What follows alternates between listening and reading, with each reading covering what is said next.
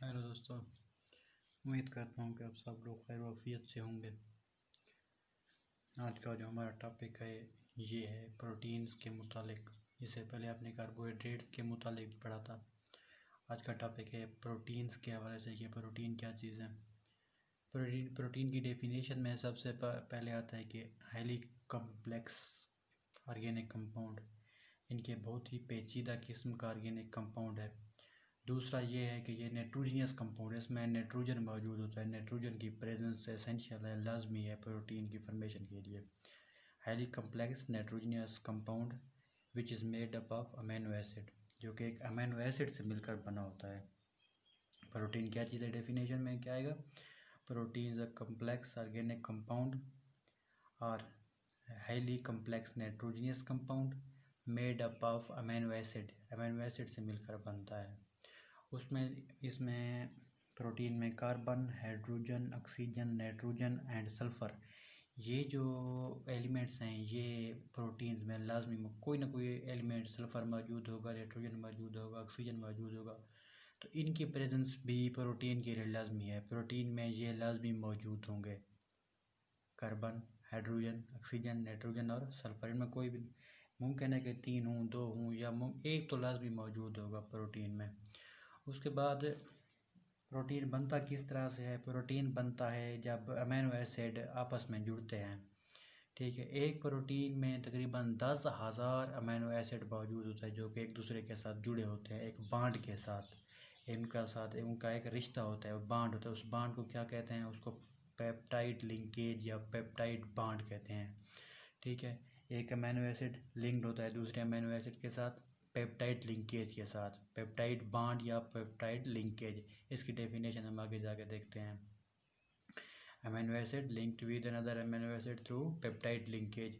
इस तरह amino acid आपस में जुड़ते जाते हैं और 10,000 अमीनो एसिड जब जुड़ जाते हैं तो एक प्रोटीन को वजूद में लाते हैं। पेप्टाइड लिंकेज का फार्मूला ये होता है कि कार्बोनिल ग्रुप के साथ अमीनो ग्रुप अटैच होता है। COO जो होता है ये किसको क्या कहते हैं? कार्बोनिल ग्रुप कहते हैं। और इसके साथ अमीनो ग्रुप अटैच होता है, NH अमीनो ग्रुप होता है। तो ये है हमारे पास पेप्टाइड लिंकेज। ठीक हो गया। उसके बाद यही बात कि 1000 अमीनो एसिड आपस में कंबाइन होकर जुड़कर प्रोटीन वजूद में लाते हैं। प्रोटीन कहाँ पर प्रेजेंट होती है? तकरीबन ऑल ऑर्गेनिज्म में, तकरीबन हर ऑर्गेनिज्म में प्रोटीन मौजूद होती है। प्रोटीन यूजुअली नॉन बोनी पार्ट्स जो होते हैं हमारे उस वहाँ पर मौजूद होती है। नॉन बोनी पार्ट्स मैं यहाँ पर लिख देता हूँ, नॉन बोनी पार्ट्स। ठीक हो गया। जैसा कि आपके कान है, नॉन बोनी है। नोज़ का वो ऐसा जहाँ पर बोन मौजूद नहीं है तो वहाँ पर प्रोटीन मौजूद होती है। 50% of dry cell weight of tissue, जो टिशू अक्सर प्रोटीन के बने होते हैं, और 50% तक जो ड्राई वेट होता है टिशू का वो प्रोटीन पर डिपेंडेंट होता है, प्रोटीन पर मुश्तमिल होता है। तो 50% of dry wait of tissue protein पर डिपेंडेंट होता है। उसके बाद प्रोटीन कहाँ पर मौजूद होती है? प्रोटीन मसल्स में हमारे प्रोटीन मौजूद होती है। नेल्स में जिनके नाखून होते हैं वहाँ पर ये प्रोटीन मौजूद होती है। हेयर, साग के बाल हों या हम बेयर्ड हैं तो दाढ़ी के बाल, वहाँ पर भी प्रोटीन मौजूद होती है। और वूल में भी प्रोटीन मौजूद होती है। दूसरी जो बात है अमीनो एसिड, प्रोटीन तो अमीनो एसिड से मिलकर बने होते हैं, मगर अमीनो एसिड क्या चीज़ है? दूसरा ये सवाल पैदा होता है। Amino acid is an organic compound consist of amino group and carboxyl group. Amino acid एक ऐसा ऑर्गेनिक कंपाउंड है जो दो चीज़ों पर मुश्तमिल है। एक तो हो गया अमीनो ग्रुप, दूसरा कार्बोक्सिल ग्रुप। इसकी एग्जांपल मैंने एक जनरल दी हुई है। R बॉन्ड कार्बन के साथ, NH2 अटैच है और COOH। ठीक है, C डबल बॉन्ड OH क्या है? कार्बोक्सिल ग्रुप है।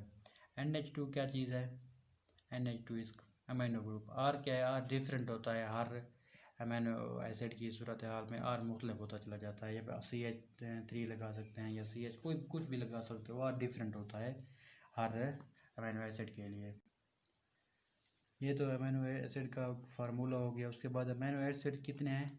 20 हैं टोटल। अमीनो एसिड 20 हैं। इनमें होता है कि 10 जो होते हैं इसेंशियल होते हैं और 10 नॉन इसेंशियल होते हैं। इसेंशियल और नॉन इसेंशियल अमीनो एसिड में क्या फ़र्क है? नॉन इसेंशियल अपने लफ्ज़ से अहम शो कर रहे हैं कि नॉन इसेंशियल गैर अहम वो होते हैं जिनको हमारा जिस्म बना लेता है, ठीक है, जो जो हमारे जिस्म के प्रॉपर प्रोसेस होता है और वो अमीनो एसिड बन जाते हैं। तो हमें इनके लिए कोई ख़ास काम नहीं करना पड़ता। जो ये है नॉन एसेंशियल अमीनो एसिड। दूसरे हैं essential amino acid. Essential amino acid वो होते हैं जो हमारी बॉडी प्रिपेयर नहीं कर रही होती, ठीक है, और इनकी प्रिपरेशन के लिए सॉरी ये प्रिपेयर तो नहीं हो सकते ना, तो फिर इनको डाइट की शक्ल में लिया जाता है, ठीक है, फल फ्रूट की शक्ल में या मुख्तलिफ तरीक़ों से एसेंशियल अमीनो एसिड को जिसमें लिया जाता है। यूजुअली डाइट के थ्रू इनको लिया जाता है। ये भी 10 हैं, ये भी 10 हैं, एसेंशियल और नॉन एसेंशियल।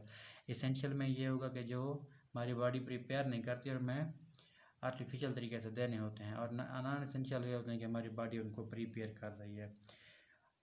जो अमीनो एसिड हैं ये बिल्डिंग ब्लॉक ऑफ प्रोटीन है, यानी कि ये आपस में मिलते जाते हैं और एक प्रोटीन को वजूद में लाते हैं, ठीक है।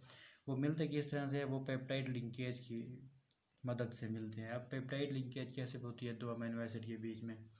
NH2CHR, यहाँ पर वैलेंसी कार्बन की पूरी यहाँ पर भी आ जाएगा, यहाँ पर भी ऊपर आ मैंने लगा दिया, एक अमीनो एसिड और दूसरा अमीनो एसिड, ठीक हो गया। अब यहाँ पर पहले मैंने आर लगा दिया, यहाँ पर आर लगा दिया, कोई इशू नहीं है। अब यहाँ पर एन अमीनो ग्रुप लगा सकते हैं, नीचे यहाँ पर आर लगा सकते हैं, ऊपर ना, जहाँ पर दिल करे, कोई इशू नहीं होता इससे। तो यहाँ पर आर मैंने पहले लगा दिया, जैसे यहाँ पर अमीनो एसिड मैंने पहले लगा दिया है। जब दो अमीनो एसिड आपस में कंबाइन हुए तब क्या हुई? H2O यानी कि पानी,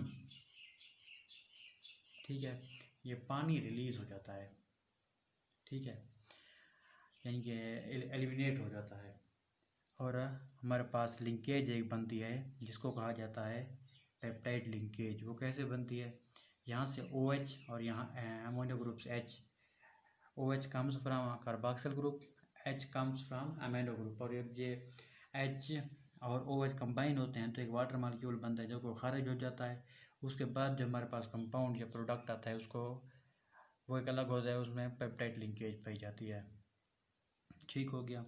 ये देखें यहाँ पर C double bond O NH, ठीक है, इसको हम कहते हैं पेप्टाइड लिंकेज। तो इस तरह अपना अमीनो एसिड आपस में रिएक्ट करते जाते हैं और पेप्टाइड लिंकेज के थ्रू रिएक्ट करते जाते हैं और एक नया प्रोडक्ट बना देते हैं जो कि इसको हम प्रोटीन का नाम देते हैं।